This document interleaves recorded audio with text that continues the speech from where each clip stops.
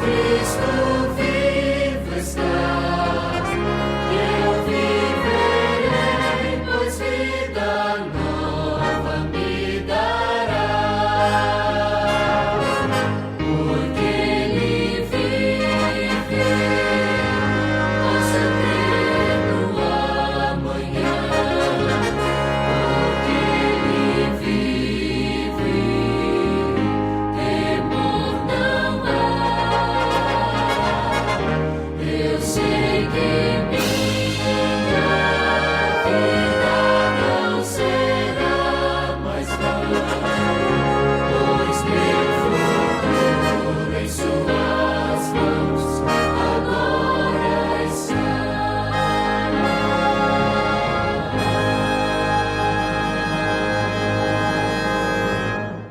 Agora vamos fazer uma leitura. Vamos fazer uma leitura a respeito dos ofertórios. Mas antes de fazer essa leitura, eu queria fazer um apelo aos irmãos. Os irmãos sabem que nós estamos com o sonho de construir a igreja nova à frente aqui do terreno aqui da nossa igreja, né? Por esse motivo aqui, ó. Estamos ficando apertados, digamos assim, por causa do nosso espaço está pouco, né? Temos que ampliar a igreja. E tudo indica que essa questão de pandemia e de coronavírus vai se prolongar por mais algum tempo. E nada impede, aliás, as profecias dizem que pode ser que tenha coisa semelhante à frente. Então vai ter novamente distanciamento, né, social, vão limitar digamos assim, as pessoas dentro de um espaço. Então, mais ainda nós precisamos de espaço. Só que assim, irmãos, o meu apelo é o seguinte: até mesmo por nós não podermos vir à igreja, por nós não podermos, há pouco tempo não está aberta a igreja, abaixou muito a questão das ofertas. E nós sabemos que, se continuar assim, não vai ser possível realizar esse sonho. Diminuiu bastante as ofertas para que possamos ter a construção da nossa igreja. Então é o pedido que eu faço para os irmãos, que vocês puderem, né, coloquem dentro do envelope a oferta para a construção, a oferta para... Também temos o projeto de ajudar a escola, né, na questão de ajudar os alunos que não têm condições, né? E também essa questão tá sendo bem limitada, estamos tirando dinheiro do caixa da igreja para pagar esse compromisso que nós temos até o final do ano. Então eu peço aos irmãos que confiem em Deus, tragam suas ofertas, que Ele vai prover o suficiente para nós. Nesse momento eu queria abrir a Bíblia com vocês, lá em 2 Coríntios 8,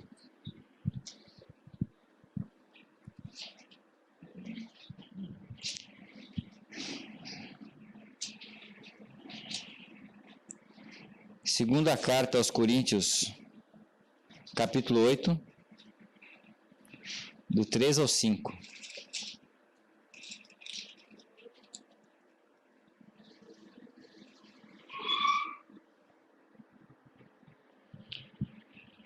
Do 3 ao 5.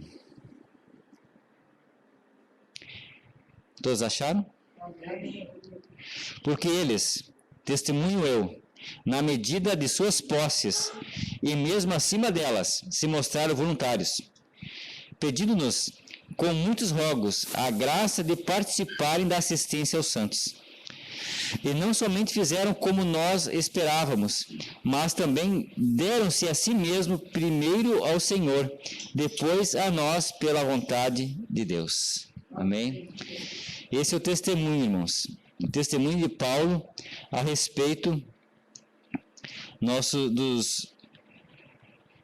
da igreja da Macedônia, que eles rogaram a Paulo para poder contribuir também para ajudar os irmãos da Judéia. E a oferta foi tanta que surpreendeu o volume das ofertas a Paulo. E a maior das ofertas, que segundo a gente viu aqui, foi eles se doaram a si mesmos, ao Senhor também, ao Evangelho. Irmãos, nós temos dificuldades, todos nós aqui temos dificuldades, Mas o plano de Deus é que mesmo em meio às dificuldades nós sejamos fiéis. Porque Ele há de demonstrar o seu poder nas dificuldades. Aliás, é nas dificuldades que mais Ele demonstra o seu poder. Porque é aí que vai ficar mais evidente para nós a providência e a bondade de Deus. Eu queria convidar todos agora para entoarmos o hino Rude Cruz. Vamos nos colocar em pé então para cantarmos esse hino.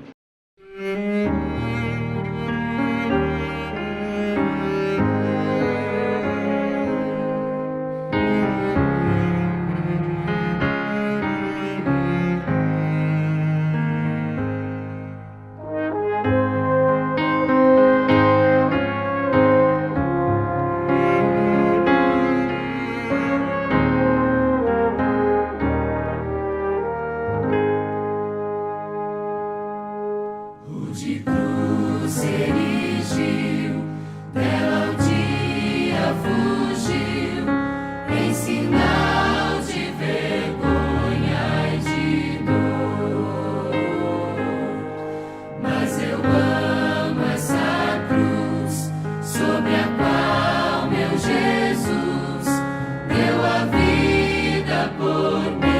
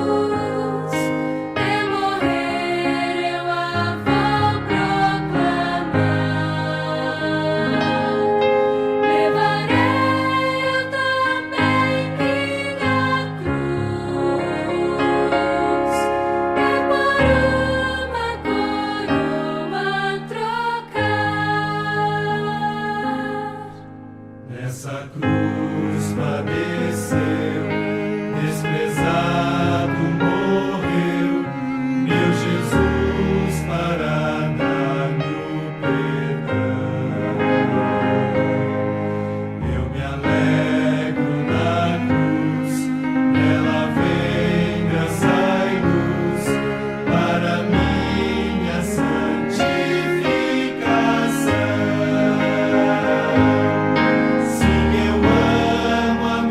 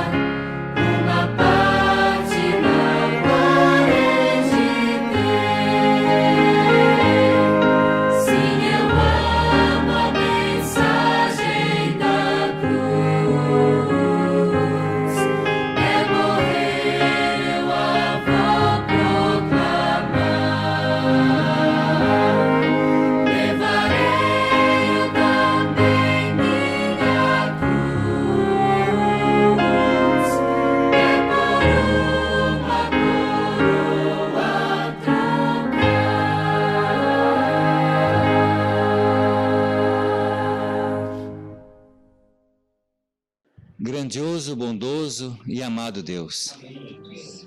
Na Tua presença agora, ó Pai, estamos prostrados, ó Pai, humildemente, para Te pedir, ó Deus, o Teu santo e bom Espírito. Toma em Tuas mãos, ó Senhor, essa igreja. Toma em Tuas mãos cada família que aqui está representada. Toma em Tuas mãos, ó Senhor, cada coração quebrantado, cada coração enlutado, cada pessoa, ó Deus, que tem as suas lutas, ó Pai, que se acham, ó Pai, incapazes de enfrentá-las. Pelas Tuas misericórdias e em nome de Jesus, Senhor, capacita-nos, ó Pai, nesta luta contra o mal. Nesta luta contra o pecado e contra o próprio querer, contra o nosso próprio eu, contra os nossos gostos, ó Pai, que nos fazem pecar contra Ti. Toma-nos em Tuas mãos, ó Santo Deus, e nos ajuda, Senhor, a sermos fortes, para que possamos, ó Deus, testemunhar o Teu amor, para que venhamos, ó Pai, a ser uma luz que ilumina o caminho das outras pessoas, ó Pai, que precisam também da mesma força e do mesmo poder para vencer o pecado. Ó Santíssimo Pai e amado Deus, nesse momento, ó Deus, queremos Te pedir, ó Deus, encarecidamente pela vida daquelas pessoas que estão agora acamadas, ó Deus, na UTI. Toma-os em Tuas mãos, ó Senhor. Em especial, queremos Te pedir, ó Deus, a Tua bênção sobre as pessoas que estão se recuperando, ó Deus, dessa doença terrível que é o Covid-19. Toma em Tuas mãos nosso querido irmão Claudio Miro, nosso querido irmão Gelson Tim, nosso querido irmão Orvil. Ajude-os, ó Senhor, abençoe-os. Também Te pedimos pela Clarice, ó Pai, que está com o vírus também, está com a doença, mas está em casa, que ela possa ter, ó Senhor, a sua melhora também. A irmã Angelina, ó Deus, que está acamada, está doente, ó Deus. Toma em Tuas mãos, ó Pai amado, para que ela possa o quanto antes estar na Tua casa. Se for a Tua vontade, se for o Teu querer e para a Tua honra e glória, levanta, ó Pai, desse leito de dor. E ajude, ó Senhor, que ela possa tomar consciência, que ela possa ter saúde, ó Deus, para ter a sua vida normalizada. Ó Santo Pai, Te agradecemos, ó Deus, pela Tua providência em todas as nossas vidas, em todas as nossas áreas da nossa vida. Muito obrigado, Senhor, porque o Senhor não tem nos deixado faltar nada, ó Senhor. Mesmo em meio a dificuldades, mesmo em meio a essa pandemia, o Senhor tem provido, ó Deus, o suficiente para a nossa vida. Santíssimo Pai, nesse momento em especial quero Te pedir a Tua bênção sobre o Teu servo que vai trazer a mensagem essa manhã. Toma-o em Tuas mãos, ó Santo Deus. Ajuda o pastor Denison, ó Pai, nessa pregação. Ajude-os para que seja tudo falado para a Tua honra e Tua glória. Santíssimo e bondoso Deus, abre a nossa mente, nossos ouvidos, para que possamos ouvir, compreender e praticar essa palavra. Em nome do Teu Filho amado Jesus te pedimos. Amém. Quero agradecer a presença e a companhia de cada um dos irmãos. Como a gente sente saudade de estarmos juntos na casa de Deus. A gente sente muita falta de ter todos os nossos irmãos aqui. Entendemos que é um momento diferente esse que estamos vivendo, mas se Deus quiser, em breve poderemos estar juntos também. Agradeço os nossos amigos que estão nos visitando, irmão Guido, Patrícia, sejam muito bem-vindos. Que Deus abençoe muito a vida de vocês. Catarina também, que Deus te abençoe, viu? Um grande abraço. É uma alegria estarmos juntos aqui. E para você que nos acompanha através da transmissão, seja muito bem-vindo também. Não importa o horário ou o local onde você esteja acompanhando este culto, esta mensagem, que a mão do Senhor esteja sobre você e a sua família também. Que você possa sentir a presença do nosso Deus e juntos estudarmos a palavra, que é o que faremos neste momento. Porém, antes de abrir a Bíblia, alguns recadinhos rápidos que a gente precisa repassar aos irmãos daquilo que está para acontecer nos próximos dias. Amanhã, às 9 horas, nós temos uma reunião de comissão aqui em nossa igreja. Então, para você que faz parte da comissão, temos a nossa reunião amanhã, às 9 horas da manhã. Alguns itens importantes que precisam do voto. No próximo domingo, sem ser amanhã, no dia 25, a nossa igreja vai estar aberta no período da manhã. Nós estivemos conversando com a irmã Áurea essa semana. para que você e eu possamos trazer doações de alimentos aqui na igreja. Então, nós vamos ter essa semana para fazer uma arrecadação com os nossos conhecidos, os nossos vizinhos, nossos amigos, nossa família, o que conseguimos arrecadar. E no domingo que vem, dia 25 de abril, nós vamos trazer isso aqui à igreja, a partir das 9 horas da manhã até as 11h30. E vamos preparar, então, algumas cestas de alimentos para juntarmos com aquilo que estará chegando da associação nos próximos dias também e atendermos aos nossos amigos, aos nossos irmãos que estão em dificuldade, tá certo? Então, guarde essa data aí, dia 25, domingo que vem, nós temos uma semana para fazer essa arrecadação. Lembro também aos irmãos que ainda têm interesse em participar do curso sobre como dar estudos bíblicos, nós vamos ter o nosso primeiro encontro hoje à tarde, na Igreja Central, às 15 horas. O irmão Juliano já havia comentado com os irmãos ali no grupo também. Nós temos ainda algumas vagas disponíveis. Então, se você tem interesse em participar, procure o irmão Juliano ou me procure também. Vai ser um momento bastante especial. Também estamos nos aproximando, são várias datas, depois a gente vai repassar no grupo, mas é importante a gente ir alinhando juntos aí. No dia 1º de maio, sem ser o sábado que vem, o outro, nós teremos também um momento muito especial em toda a nossa igreja no sul do Brasil, um momento de vigília e de oração. Como é que vai funcionar? No primeiro momento, às 8 horas, nós faremos isso via transmissão nos nossos lares. Depois, às 9 horas, aqueles que podem vão se deslocar para as igrejas para participarem de forma presencial da escola sabatina e do culto. E à tarde, após esse momento de jejum que está sendo sugerido para esse dia também, nós vamos ter o encerramento dessa vigília também acontecendo de forma transmitida, para que todos possam participar, independente se estarão presentes ou não nos templos. Dia 1º de maio, então, essa vigília que teremos e estaremos juntos, tá certo? Depois nós vamos repassando essas informações no grupo também, para que todo mundo possa estar preparado, atento, e orando pelas atividades do desenvolvimento aí da nossa igreja. Os irmãos devem ter acompanhado também que a nossa igreja sofreu uma alteração na liderança em termos de divisão sul-americana. Então, a partir de agora, nós temos um novo líder para a Igreja Adventista do Sétimo Dia em 8 países aqui da América do Sul, que é o pastor Stanley Arco. Ele já trabalhou na Bolívia, no Chile, no Brasil, a maior parte também do seu ministério, e ele vai estar substituindo o pastor Ayrton Keller, que assume, então, a secretaria da Associação Geral da Igreja Adventista do Sétimo Dia lá nos Estados Unidos. Oremos pela liderança da nossa igreja e pelo cumprimento da missão, que é o propósito de estarmos reunidos aqui, de levarmos a mensagem através da transmissão também, para que ela chegue ao máximo de pessoas possível e Jesus volte para nos buscar também, né? Nós vamos orar mais uma vez para que Deus nos conduza agora ao abrirmos a Bíblia. Se você puder, aonde estiver, fechar os seus olhos, nós vamos orar ao Senhor. Santo Deus, nosso Pai, nosso Criador, mais uma vez em Tua presença te agradecemos o dom da vida. Obrigado porque podemos te adorar através de hinos, orações e também do estudo da palavra. Suplicamos que o Teu Santo Espírito nos ilumine para que possamos compreender aquilo que vamos estudar. Possamos aplicar isso em nossos corações, em nossa vida e compartilhar com outras pessoas também. Ajude os nossos irmãos, como foi mencionado, aqueles que estão enfermos. Lembramos também da pequena Giulia, Deus, que a Tua mão esteja sobre ela.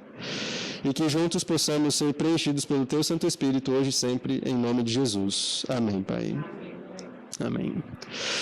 Alguns seres, especialmente animais, têm a capacidade de se regenerar. Há, inclusive, alguns estudos que apontam que as esponjas do mar, por exemplo, elas conseguem, depois de, mesmo que elas sejam quase que completamente amassadas, esmagadas, em 48 horas elas estão completamente regeneradas. Um ser bastante simples comparado conosco, como seres humanos, mas que tem essa capacidade.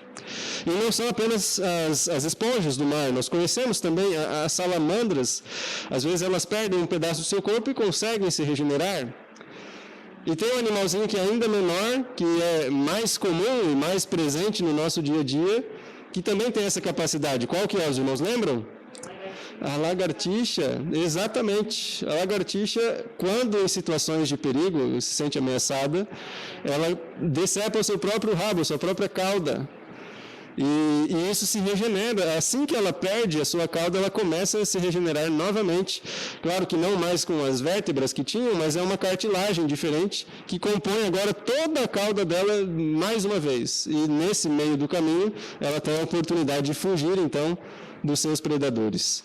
A fuga é uma maneira de se proteger. Mas também, em alguns momentos, a fuga é a consequência ou a vontade e o desejo dos covardes. E há um covarde na Bíblia que nós vamos estudar a história dele nesta manhã. Claro que a ideia é que aprendamos através do contraste, nós não devemos seguir o exemplo dele. Mas a partir da sua história, nós podemos aprender muitas lições para não correr o mesmo risco que ele correu. O primeiro texto que eu gostaria de ler com você nesse momento está no primeiro livro das Crônicas, no capítulo 27. Se você puder abrir a sua Bíblia, e você que está acompanhando a transmissão, faça isso nesse momento também. Pegue aí a sua Bíblia e abra no primeiro livro das Crônicas, no capítulo 27. Nós vamos ler juntos alguns versículos aqui para introduzir a mensagem desta manhã. 1 Crônicas 27, nós vamos ler o versículo 33. 1 Crônicas 27, 33, ali diz o seguinte: Aitofel era do conselho do rei, e Hussai, o arquita, era amigo do rei. Nesse caso aqui, nós estamos falando do rei Davi, o segundo rei ungido do Senhor do povo de Israel. Ele tinha um conselheiro, Aitofel, e tinha um amigo, o Hussai, aliás, que também, o arquita, que também o aconselhava. Quem era esse Aitofel? Vamos dar uma olhadinha, voltamos agora ao segundo livro de Samuel, para a gente poder identificar quem era esse Aitofel, e depois o Hussai também.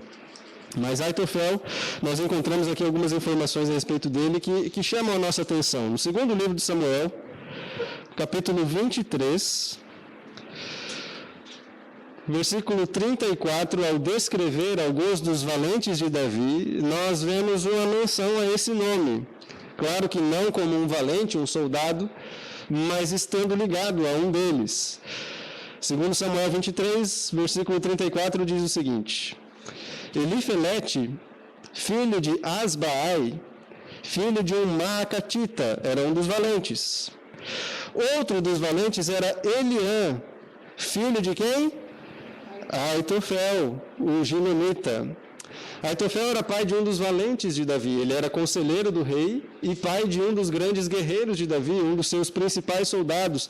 Mas há uma informação a mais a respeito dele que vale a pena nós levarmos em consideração também, que está no capítulo 11 aí do segundo livro de Samuel. E aí a gente consegue entender um pouquinho mais o desenrolar da história desse homem e por que ele é considerado um covarde. Segundo Samuel capítulo 11, nós vamos ler o versículo 3. Não é a história que nós vamos estudar hoje, mas vai ajudar a gente a compreender. Segundo Samuel 11, versículo 3 diz assim: Davi mandou perguntar quem era aquela mulher e lhe disseram: é Batseba, filha de Eliã e mulher de Urias, o heteu. Ou seja, Aitofel, ele era avô de Batseba, porque o pai dela era Eliã, um dos valentes de Davi, que também estava nesse contexto de guerra, assim como Urias, o heteu. E Aitofel era então o avô de Batseba. E aqui a gente já começa a acender uma luz amarela, porque ele certamente não gostou da atitude de Davi. Você conhece a história de Davi e Batseba? Davi, ele adulterou, ele tomou uma mulher que não era sua e depois ainda assassinou Urias, ou pelo menos esse foi o mandado dele. E Aitofel, claro que não gostou disso, mas no desenrolar da história a gente vai perceber que ele tentou resolver isso com as suas próprias mãos, com a sua justiça. E aqui está um perigo, porque a justiça pertence ao Senhor, não ao ser humano.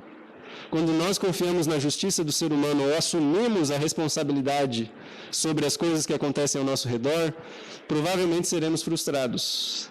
E é isso que vai acontecer com a história de Aitofel, motivado, num primeiro momento, por essa experiência amarga que ele teve em sua família junto com o rei. Ele era avô de Batseba. Outro detalhe interessante que nós encontramos, agora no capítulo 15, também no segundo livro de Samuel. Nós vamos ler vários textos aqui para tentar identificar um pouco melhor quem era esse homem. Nós vamos ler do capítulo 15, o versículo 31. Ali diz o seguinte: Então fizeram saber a Davi, dizendo: Aitofel está entre os que conspiram com Absalão. Pelo que disse Davi: Ó Senhor, peço-te que transtornes em loucura o conselho de Aitofel. O que está acontecendo aqui? Você e eu conhecemos a história. Um dos filhos de Davi, Absalão, ele se rebelou contra o pai. Ele conspirou e queria assumir o trono. E um dos primeiros que tomou a decisão de apoiar Absalão nessa rebelião, quem que foi? O sábio Aitofel. E o seu conselho era de muita estima, porque ele realmente era alguém muito inteligente. Tanto que quando Davi fica sabendo que ele estava do lado de Absalão, Davi fica desesperado. Que o Senhor torne o conselho de Absalão em loucura, porque se ele está do lado de Absalão, nós estamos encrencados, porque ele é muito inteligente. Às vezes as nossas habilidades fazem com que nós desenvolvamos uma autoconfiança excessiva que nos impede de continuarmos dependendo de Deus. E isso é um gravíssimo problema. Era assim que Aitofel se via. Alguém muito inteligente que em um determinado momento da sua caminhada esqueceu quem era a verdadeira fonte da sabedoria. As pessoas, o mundo todo reconhecia a sabedoria de Aitofel. O próprio rei, mesmo nesse contexto de ter os seus valentes ali consigo, era o rei Davi, não era qualquer pessoa. Ele, ainda assim, tinha medo, porque Aitofel se voltou contra ele. Mas lembre-se que mesmo o mais sábio de todos, se não se coloca nas mãos de Deus, ele vai ser frustrado e vai frustrar os demais, porque é isso que o ser humano está acostumado a fazer em um mundo de pecado. Aitofel conspira então contra Davi, talvez motivado também por essa situação familiar, essa raiva que ele alimentou por conta de sua neta, Batseba. E agora Davi foge com alguns homens. Algumas pessoas chegam a afirmar que eram mais ou menos 3.000 soldados. Nós já vamos ler isso na sequência. Mas antes de Davi fugir com o seu exército, ou antes de chegar ao seu destino, Aitofel começa, com a sua astúcia, colocar alguns conselhos na mente de Absalão, que deveria ser o novo rei, aceito por todo o povo. E mesmo que fosse considerado sábio aos olhos da maioria ou do mundo, você começa, e eu também, a perceber que os conselhos que ele dava em sua sabedoria nem sempre eram a direção que Deus estaria conduzindo. Aliás, em quase nenhum dos momentos em que ele, ao se rebelar contra Deus e Davi, demonstrou. Nós vamos ler um exemplo no capítulo 16. Estamos ainda no segundo livro de Samuel. E do capítulo 16, nós vamos ler o versículo 20 em diante, onde diz o seguinte. Segundo Samuel, capítulo 16, a partir do versículo 20. Então disse Absalão a Aitofel: Dai o vosso conselho sobre o que nós devemos fazer. E disse Aitofel a Absalão: Coabita com as concubinas de teu pai, que ele deixou para cuidar do palácio. E quando Israel ouvir que te fizeste odioso para com teu pai, animar-se-ão todos os homens que estão contigo. E armaram, pois, para Absalão uma tenda no eirado, e ali, à vista de todo Israel, ele coabitou com as concubinas de seu pai. O conselho que Aitofel dava naqueles dias era como a resposta de Deus a uma consulta. Tal era o conselho dele para Davi, como também para Absalão. Olha só o nível que chega a sabedoria, a grandeza humana, quando se afasta da fonte da verdadeira sabedoria. Ele aconselhou a Absalão a ter um relacionamento com as concubinas de Davi para provar para as pessoas que estavam ali em Jerusalém que a revolta, a rebelião deles era algo sério. Não tinha retorno. Absalão não iria se arrepender mais para frente e Davi iria então perdoá-lo e recebê-lo novamente. Aitofel queria mostrar que não tinha volta, Nós estamos realmente assumindo o controle. E se você quer ficar vivo, permaneça conosco. Era esse o conselho que ele deu e o resultado que ele esperava ter desse absurdo. Só que aqui a gente já começa a perceber alguns detalhes também. Consequências de escolhas erradas que Davi fez no passado passaram a ser colhidas agora. Da sua poligamia, Davi teve talvez mais de 10 ou 20 mulheres, e isso nunca esteve nos planos de Deus. Por causa disso, os muitos filhos que ele teve de mães diferentes brigavam entre si, inclusive tirando a vida uns dos outros. Aminon foi um dos que morreu. Antes ele violentou uma meia-irmã sua também. Olha a bagunça que virou a família de Davi por suas escolhas, por suas consequências. Quando ele adultera com Batseba, o profeta Natan é enviado até ele. Ele conta aquela história das ovelhinhas, que um tinha muitas, o outro tinha só uma, e o que tinha muitas pegou a única do coitado pobre e ofereceu em um banquete aos seus convidados. No meio desse contexto que Davi se arrepende, ou pelo menos demonstra isso, eu pequei diante de Deus ao reconhecer que era ele o culpado, o profeta Natan disse e profetizou isso, está lá no capítulo 11, podemos ler esse versículo também, os versículos 11 e 12. Aliás, capítulo 12, não 11. Capítulo 12, versículos 11 e 12. Olha só o que Natan disse para Davi. Assim diz o Senhor: eis que da tua própria casa eu suscitarei um mal sobre ti, e tomarei tuas mulheres à tua própria vista, e as darei a teu próximo, o qual se deitará com elas em plena luz deste sol.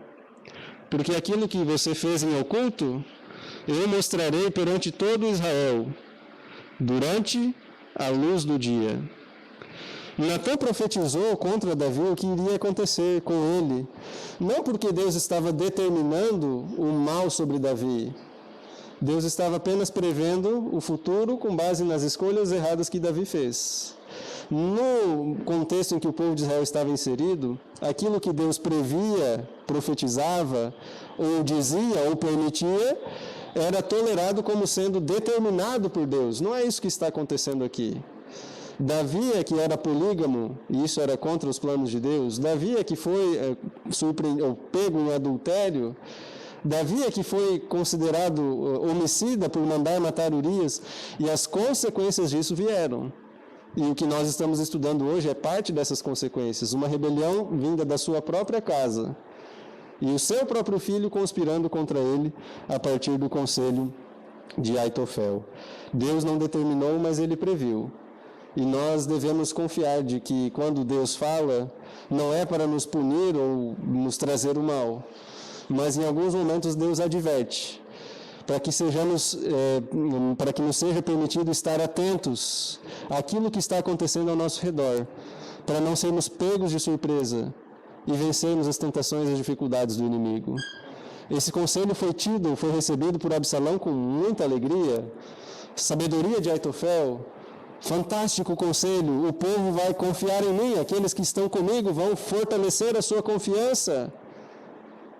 Só que na sequência nós vamos ver um outro conselho que ele deu a Absalão, agora no capítulo 17.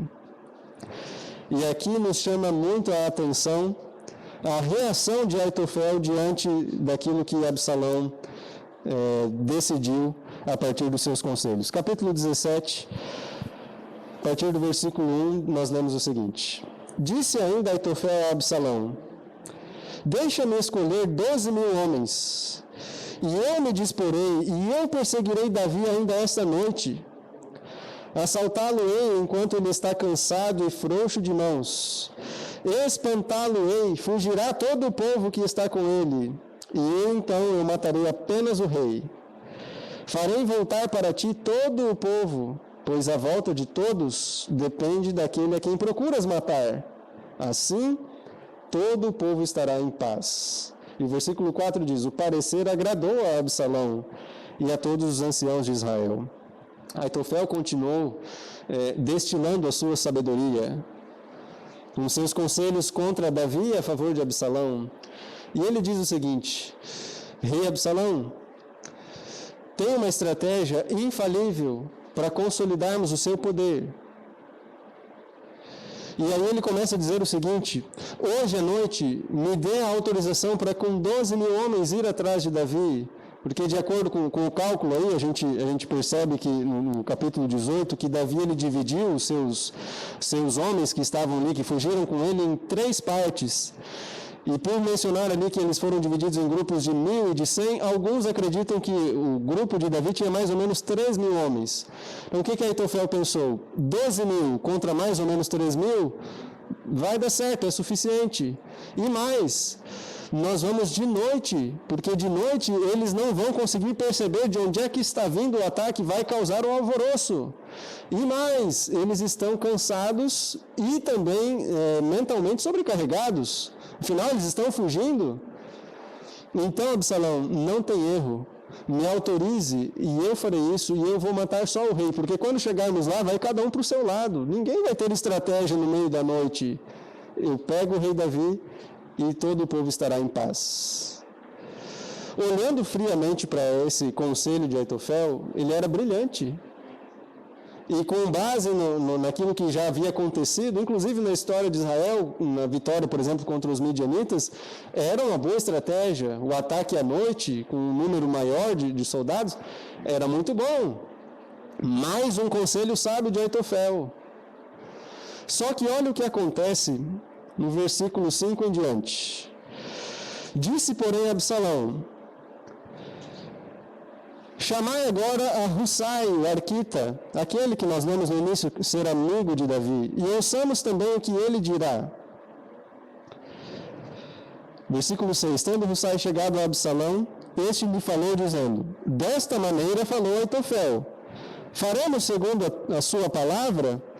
Se não, fala tu. E o versículo 7 diz o seguinte: então disse Husai a Absalão: o conselho que deu Aitofel desta vez não é bom.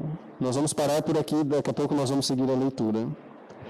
Essa frase de Husai, ela é fundamental para o restante da história de Aitofel. Desta vez, o conselho dele não é bom. Como é que você e eu lidamos com a crítica?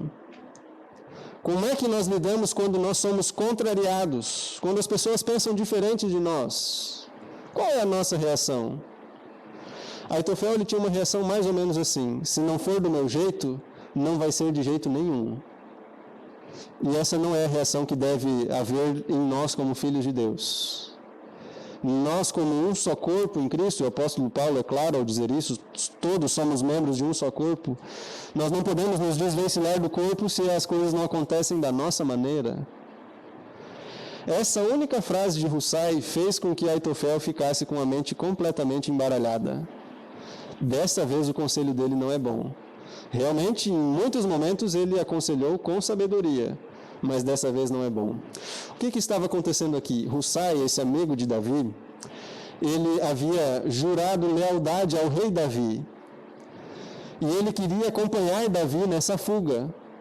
Mas Davi disse para ele o seguinte: não, você não vai conseguir acompanhar. Não sei se pela idade ou qual era a razão, mas você fique aqui. E finja que você é aliado de Absalão. Demonstre lealdade a ele. E assim você vai fazer mais bem para mim do que se for comigo. Você não vai conseguir e vai acabar morrendo pelo caminho. Então ele fica aliado a Davi, mas fingindo estar aliado a Absalão para tentar conter essa conspiração. E nesse momento ele diz que o conselho de Aitofel não é bom. E olha só o que ele diz na sequência, na sua estratégia para tentar derrubar o conselho infalível de Aitofel. Versículo 8. Bem conheces o teu pai e seus homens, e sabes que eles são valentes e estão enfurecidos como a ursa do campo roubada dos seus filhotes. Também o teu pai é um homem de guerra, e ele não passará a noite com o povo misturado. Eis que agora estará de espreita em alguma cova ou em qualquer outro lugar. E será que caindo no primeiro ataque alguns dos teus, cada um que ouvir dirá: houve derrota no povo que segue Absalão. Nós vamos ler até aqui, na sequência nós vamos continuar. O que é que Husai tentou fazer naquele momento? E aqui ele teve que usar uma inteligência, uma habilidade também muito grande, porque o conselho de Aitofel era muito bom. Qual foi a primeira estratégia dele? Ele tentou fugir da situação. Tentou não falar exatamente sobre a perseguição ali a Davi, mas ele tentou lembrar Absalão algumas coisas. Absalão, você conhece o seu pai. E talvez já comece a vir algumas memórias aí na mente de Absalão. Davi é um homem de guerra. E aí ele começa a lembrar das vitórias de Davi contra Golias, contra os filisteus, contra os amonitas e contra um monte de gente. Seu pai não é pouca coisa. Mesmo que eles estejam com um menor número, são homens de guerra. Certamente, nesse momento, ele já está escondido em alguma cova. E aí Absalão começa a lembrar das histórias do tempo de Saul. Era isso que Davi fazia, ele se escondia nas cavernas com seus homens. Esse conselho de Aitofel não é bom, por isso e por isso. Ele vai dando algumas evidências. E aí, no final, ele diz o seguinte: e não vai ser bom para o teu exército chegar diante de Davi, e como é guerra, alguns vão cair dos dois lados. Quando os teus homens começarem a ver que estão morrendo também, o coração deles vai se desanimar. Porque aí vai vir à mente deles que contra quem eles estão lutando? Davi e todos os seus valentes. E eles vão se desesperar e vão te abandonar, você vai ficar sozinho. Husai, ele tira a situação, ele não dá primeiro o conselho, você tem que fazer isso. Ele primeiro cria uma circunstância para fazer com que Absalão acreditasse que o plano de Aitofel não era bom. E aí, na sequência, no versículo 11,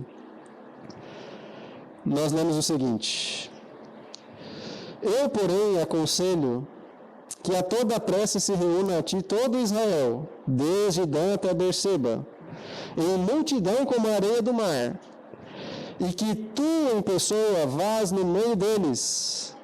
Então iremos a ele em qualquer lugar em que se achar, e facilmente cairemos sobre ele, como o orvalho cai sobre a terra. Ele não ficará, e nenhum dos homens que com ele estão, nenhum só. Se ele se retirar para alguma cidade, todo Israel levará cordas àquela cidade e arrastá-la-emos até o ribeiro, até que não se ache nenhuma só pedrinha. E o versículo 14 diz assim: então disseram a Absalão e todos os homens de Israel: melhor é o conselho de Husai o arquita do que o de Aitofel, pois ordenara o Senhor que fosse dissipado o bom conselho de Aitofel, para que o mal sobreviesse contra Absalão. Aqui mais uma evidência da permissão de Deus em relação ao que estava para acontecer, mas a reação do povo diante do conselho de Husai. Então preste atenção no que estava acontecendo aqui, porque isso é muito importante. O conselho de Aitofel não era ruim. Na verdade, olhando pelo lado da guerra, era melhor. Porque o que os sábios, os restantes ali dos conselheiros não sabiam? Que Husai era aliado de Davi. O que é que ele fez com todo esse discurso? Ele ganhou tempo para Davi.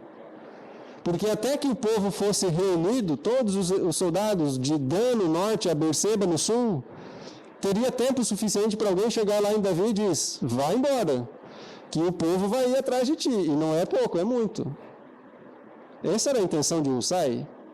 Por isso ele cria toda essa história. Só que os outros não sabiam disso. Então eles dizem: melhor é o conselho de Husai do que o de Aitofel. E nós vamos seguir o conselho de Husai e não o infalível conselho de Aitofel. É dentro desse contexto que Davi escreve o Salmo de número 3. Senhor, como tem crescido o número dos meus inimigos. Há alguns, inclusive, que atribuem a um dos versículos desse Salmo como se Davi estivesse pensando em Aitofel. Eu quero ler com você esse versículo, Salmo 3. Ele tem 8 versículos apenas. Nós vamos ler este salmo que ajuda a gente a entender o que se passava na mente de Davi em toda essa história, em toda essa confusão. Salmo número 3, a partir do verso 1. Ali Davi diz o seguinte: Senhor, como tem crescido o número dos meus adversários. São numerosos os que se levantam contra mim. São muitos os que dizem de mim: não há em Deus salvação para ele. Porém tu, Senhor, és o meu escudo. És a minha glória e o que exaltas a minha cabeça. Com a minha voz eu clamo ao Senhor, e Ele do seu santo monte me responde. Deito-me e pego no sono, acordo porque o Senhor me sustenta. Eu não tenho medo de milhares do povo que tomam posição contra mim de todos os lados. Levanta-te, Senhor. Salva-me, Deus meu, pois feres nos queixos a todos os meus inimigos. E aos ímpios quebras os dentes. Do Senhor é a salvação, e sobre o teu povo a tua bênção. Isso foi o que Davi descreveu na sua fuga. Porque nesse momento em que ele estava fugindo do seu próprio filho, ele também percebe que um dos seus principais conselheiros, o mais sábio, também se rebela contra ele. Senhor, onde é que vai estar a nossa confiança? Se não for em ti, não há salvação, não há solução, não há oportunidade de livramento. É dentro desse contexto que Absalão começa então a perseguir Davi. E você conhece a história? Houve uma grande queda para o povo de Israel, mais de 20.000 pessoas perderam a sua vida, inclusive Absalão. Porque realmente o conselho que Hussai deu não era o melhor do ponto de vista de Absalão, mas era o conselho de alguém que estava tentando solucionar as coisas pela justiça. O que me chama mais a atenção nessa história é o desfecho de Aitofel. E nós vamos voltar ao segundo livro de Samuel, no capítulo 17, para ler então como é que termina a sua história. Segundo livro de Samuel, nós voltamos lá para onde nós estávamos no começo, no capítulo 17. Ali nós lemos o seguinte no versículo 23. Segundo Samuel 17, 23. Vendo, pois, Aitofel, que não fora seguido o seu conselho, albardou o jumento, dispôs-se e foi para a sua casa, para a sua cidade. Colocou em ordem os seus negócios e se enforcou. Morreu e foi sepultado na sepultura do seu pai. Aqui está a postura de Aitofel diante da crítica, da contrariedade e do medo das suas consequências. Aqui está a postura de alguém que foi covarde. Se as coisas não são do meu jeito, então não vão ser de jeito nenhum. Por que é que ele tomou essa atitude? Aitofel ele pensou o seguinte: se o plano de Hussai não der certo, e ele acreditava nisso porque ele aconselhou diferente, Davi pode até perdoar Absalão, que é filho dele, mas a mim ele não vai perdoar. E a morte humilhante que eu receberei diante de todo o povo é demais para mim. Para um coração arrogante, a humilhação é demais. Então deixa que eu resolvo, eu vou tirar a minha própria vida. O medo das consequências fez ele tomar essa atitude. Segundo lugar, como diz o próprio verso 23, vendo que o seu conselho não fora atendido, Aitofel não conseguia conviver com a possibilidade de que nem sempre ele tinha a melhor opinião, o melhor conselho, a sabedoria divina, como o texto apresenta. As pessoas reconheciam isso, mas não era verdade, só Deus é sábio. Esse medo que ele tinha diante dessa condição de não ter sido aceito, fez com que ele não aceitasse o conselho de mais ninguém. Então ele se enforcou. O fim dos covardes. As suas aspirações vingativas e arrogantes ficaram completamente explícitas, porque agora ele conseguia refletir um pouco melhor o que ele estava querendo dizer, e foi o que nós vemos no versículo 1. Ele queria dar o fim a Davi por suas motivações egoístas. A sua neta havia tido um grande problema por culpa de Davi, e agora ele queria resolver e tomar a frente. O que Hussai fez foi mostrar o seguinte: Absalão, é você que tem que ir à frente do povo, não é ele. Você é o rei em potencial. O povo quer ver a sua liderança, não a dele. Quando ele percebe que as suas ambições estão expostas para todo mundo, ele não consegue aguentar isso. E tira a sua vida, ele foge. E é interessante nós fazermos essa comparação com aqueles pequenos animaizinhos que vimos lá no começo. Aitofel não fugiu como uma lagartixa. que estava tentando preservar a sua vida diante de um perigo iminente. Aitofel fugiu de forma covarde, com medo de enfrentar as consequências das suas próprias escolhas. Quando nós comparamos com outros personagens da Bíblia, nós conseguimos entender isso um pouquinho melhor. José também tem um episódio em que ele foge, mas naquela ocasião ele não é considerado um covarde. Aliás, ele fez o que era certo. Ele não estava fugindo de medo das consequências, ele estava fugindo da tentação do inimigo. E quando isso acontecer comigo e com você, fuja mesmo e corra o máximo que puder, vá para mais longe ainda. Não vai ser uma atitude covarde. Agora, quando eu e você somos contrariados em qualquer situação, nas menores e as maiores, não seja um covarde. Permita que Deus conduza em sua sabedoria aquilo que é melhor. E você será salvo e preservado, e eu também. O problema é que em alguns momentos a nossa sabedoria cega os nossos olhos. E mesmo que o mundo às vezes reconheça que somos sábios, que somos capazes, que somos inteligentes, talvez por ter o acesso à palavra de Deus, nós sustentamos e alimentamos isso com tanta força que esquecemos que a fonte da sabedoria não está em nós, está na dependência do nosso Deus. E como povo de Deus, como filhos de Deus que nós somos, você e eu precisamos permanecer unidos. Talvez em algum momento ou outro, as decisões que sejam tomadas não estejam de acordo com aquilo que eu queria, mas o eu precisa estar escondido em Cristo, para que Ele cresça e eu diminua. E a partir daí o povo de Deus vai continuar prosperando. Não como Aitofel, que era sim inteligente, mas se demonstrou um grande covarde, porque quando mais precisaram dele, ele fugiu de medo das consequências. Deus nos oferece um caminho melhor. Deus nos oferece a oportunidade de escolhermos. Talvez essa história poderia ter sido evitada se lá no começo Davi não tivesse escolhido errado. Mas ele escolheu.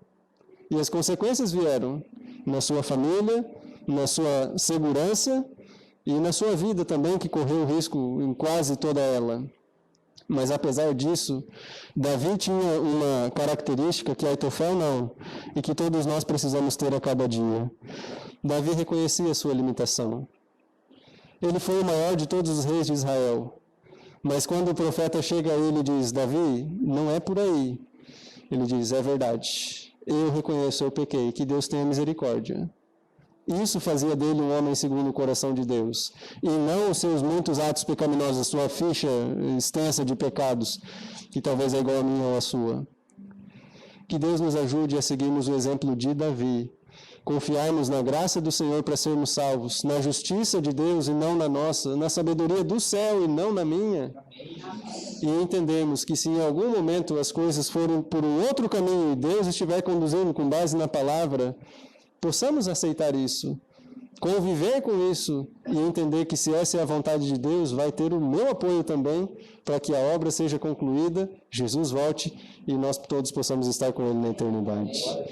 Que essa seja a sua decisão e a minha também nessa manhã, e para você que está acompanhando através da transmissão, independente do horário a que você estiver assistindo. Eu gostaria, juntamente com vocês, cantar um hino para encerrarmos essa reflexão. Um hino que nos lembra que podemos, apesar das lutas, das dificuldades, sermos felizes ao lado de Cristo, o hino de número 230. E ao lembrarmos que a fonte de toda a felicidade, assim como da sabedoria, é o próprio Deus, nós não seremos enganados, poderemos superar o inimigo e permanecer unidos até a volta de Jesus. Vamos nos colocar em pé e cantarmos este hino.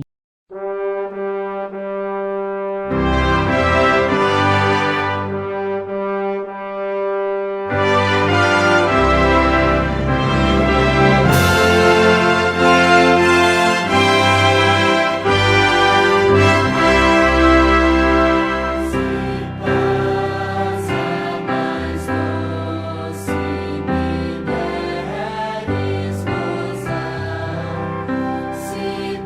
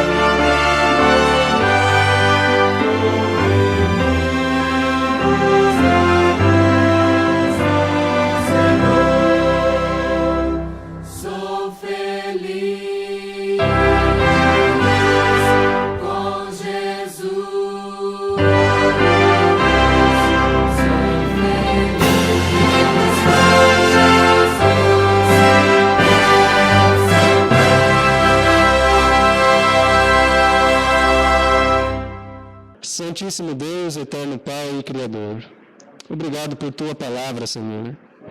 Obrigado porque ao estudarmos a Tua palavra nós encontramos orientação, advertência, consolo e esperança. Ao estudarmos a história de Aitofel, Pai, nós entendemos que o Senhor nos dá dons, habilidades e características diferentes. Mas esses dons não são nada diante da sabedoria infinita do céu. E às vezes, Senhor, em nossa autossuficiência, nós deixamos de depender de Ti e tentamos tomar as decisões por nossa própria conta e risco. Quão amargos, ó Pai, têm sido os resultados dessas escolhas. Ajuda-nos a entender que dependemos do Senhor a cada dia. Que se em algum momento, ó Pai, o Senhor conduzir a nossa história de uma maneira diferente daquela que nós julgávamos ser a melhor, não nos deixe ter uma atitude covarde, ó Deus, como a de Aitofel, mas ajuda-nos a permanecermos leais a Ti. Se precisamos, ó Pai, ver e enxergar aquilo que precisa ser mudado, que o Senhor nos mostre. Ajuda-nos a ter a nobreza de reconhecer as nossas falhas e a continuarmos andando em Teus caminhos, nos preparando para a eternidade ao Teu lado, onde seremos felizes para sempre, como acabamos de cantar. Despeça-nos com a Tua paz, com o Teu perdão e abençoe a cada um dos nossos amigos, dos nossos irmãos, os que estiveram aqui e os que estiveram acompanhando pela transmissão também, em nome de Jesus. Amém, Pai. Amém, meu Deus. Que Deus nos abençoe. Eu vou estar do lado de lá para que possa cumprimentar então a todos os irmãos também. Tenhamos todos um bom restante de sábado.